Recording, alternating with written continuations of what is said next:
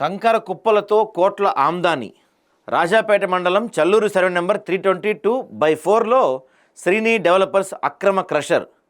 గంటకు సుమారు 300 టన్నుల సామర్థ్యంతో క్రషర్ పనులు జరుగుతున్నాయండి. గంటకు సుమారు 300 టన్నులు అంటే ఆలోచించండి, టన్ను ఎంత రేటు ఉంటుందో. మైనింగ్, పొల్యూషన్ బోర్డులకు వేర్వేరు డాక్యుమెంట్లు సమర్పించి అనుమతులు తెచ్చుకున్నారు. జీపీ, తహసీల్దార్ నుంచి ఎలాంటి పర్మిషన్ లేవు. విద్యుత్ శాఖ రికార్డులో కూడా సరైన అనుమతులు లేవు. గతంలో అక్రమ బ్లాస్టింగ్పై కేసు నమోదైనట్టు సమాచారం. కలెక్టర్కి, మైనింగ్ అధికారులకు ఈ అవినీతి కనపడట్లేదా? పర్మిషన్ లేకుండా నిర్వహణ, ఆర్టీఐతో వెలుగులోకి. తక్షణ విచారణ జరిపి చర్యలు తీసుకోవాలని ప్రజలు డిమాండ్ చేస్తున్నారు.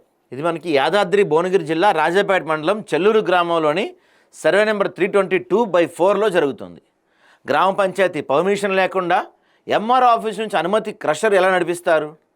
ప్రభుత్వ పర్మిషన్ లేకుండా ఎలక్ట్రిక్ వాళ్ళు కరెంట్ ఎలా ఇచ్చారు? జిరాక్స్ పేపర్లు పెడితే పర్మిషన్ ఇచ్చేస్తారా? ఒక డాక్యుమెంట్ మైనింగ్ వాళ్ళకు పెడితే అది కూడా జిరాక్స్ కాపీ పెడితే పర్మిషన్ ఇచ్చారు. మైనింగ్ వాళ్లకు, కరెంట్ వాళ్లకు, పొల్యూషన్ వార్డు వాళ్ళకు సంబంధం ఉండదా? ముగ్గురికి మూడు వేరువేరు డాక్యుమెంట్లు పెడితే ఎలా పర్మిషన్ ఇచ్చారు? మైనింగ్ వాళ్ళు ఒక డాక్యుమెంట్ ఇచ్చాడు, ఈయన కరెంట్ వాళ్ళకు ఒక డాక్యుమెంట్ ఇచ్చాడు, పొల్యూషన్ వాళ్ళకు ఒక డాక్యుమెంట్ ఇచ్చాడు. అంటే ముగ్గురు వెరిఫై చేసుకోరా ఎవరి దగ్గర ఏ డాక్యుమెంట్ ఉంది, అసలు ఈయన ఏ ప్రాంతానికి పర్మిషన్ అడుగుతున్నాడు, దేనికి పర్మిషన్ అడుగుతున్నాడని.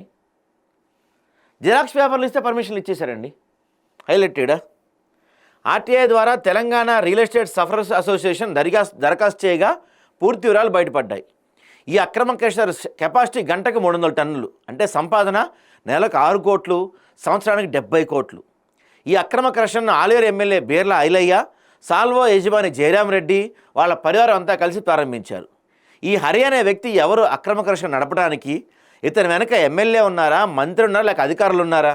ఇది ప్రజల సంపద అక్రమంగా దోచుకుపోతుంటే ప్రభుత్వం ఏం చేస్తుంది? హలో, గుడ్ మార్నింగ్ అండి.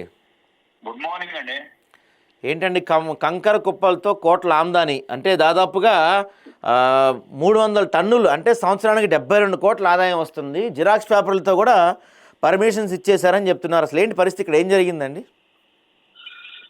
ఇది యాదాద్రి భువనగిరి జిల్లా రాజాపేట మండలం చెల్లూరు విలేజ్ అండి ఇది.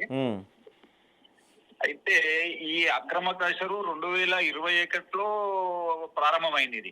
ఓకే.